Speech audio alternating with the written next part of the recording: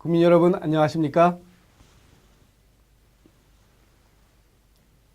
박근혜 정부 출범 1주년에 보내드리는 특별뉴스 앵커 김진욱입니다. 박근혜 정부 1년 안녕하십니까 라는 말이 새삼스럽게 느껴지는 1년이었습니다. 정부 출범 1년은 새 정부가 가장 힘있게 추진할 수 있는 해이기도 하고 국민과의 허니문 기간이기도 합니다. 그 기간을 박근혜 정부는 어떻게 보냈는지 오늘 민주당에서 친절히 정리해 드립니다. 우선 헤드라인 뉴스입니다. 박근혜 정부를 평가하는 첫 번째 열쇠말, 창조경제입니다. 창조경제에 대해 그 실체를 공무원조차 의심하거나 내용을 파악하지 못해 우왕좌왕하는 모습을 보였는데요. 정부 출범 1년 만에 엉뚱한 곳에서 창조경제의 가능성이 드러나 국민들이 허탈해하고 있습니다. 김대진 기자입니다. 박근혜 정부는 출범과 동시에 창조경제를 강조했지만 급기야 미래부 장관마저 창조경제의 실체에 대해서 모르는 듯한 모습을 보여왔습니다. 창조경제를 한마디로 정의한 건 뭔가요? 추경성 경제를 연보를 봐야 됩니까? 아니잖아요, 왕부 장관이.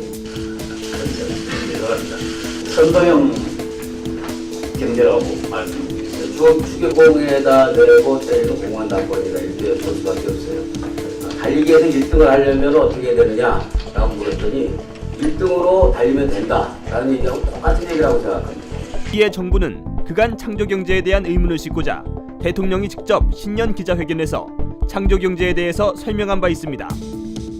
하지만 여전히 국민들은 창조경제 실체에 대해서 모르겠다는 반응입니다.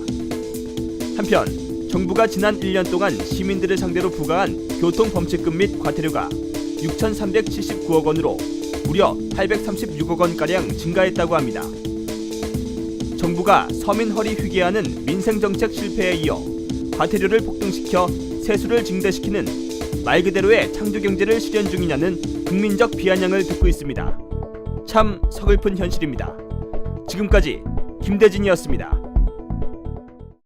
과태료를 통해서 세수를 증대하겠다는 정부의 발상, 정말 창조적입니다. 이래서 대통령께서 창조경제 하셨나 봅니다. 특히 경찰은 다가올 3월부터는 자동차 공회전에 대한 집중 단속을 예고했는데요.